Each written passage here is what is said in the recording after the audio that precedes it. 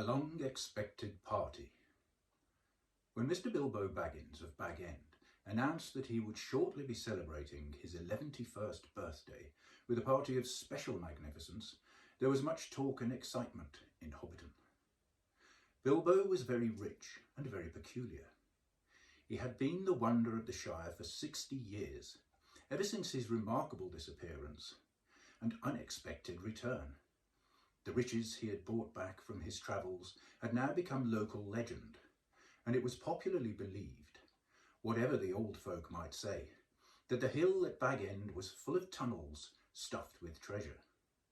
And if that was not enough for fame, then there was also his prolonged vigour to marvel at. Time wore on, but it seemed to have little effect on Mr. Baggins.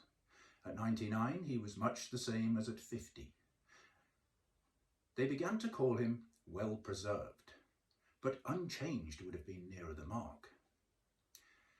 There were some that shook their heads and thought that this was too much of a good thing.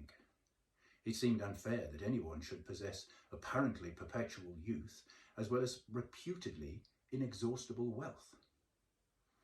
It will have to be paid for, they said. It isn't natural, and trouble will come of it. But so far, trouble had not come. And as Mr. Baggins was generous with his money, most people were willing to forgive his oddities and his good fortune.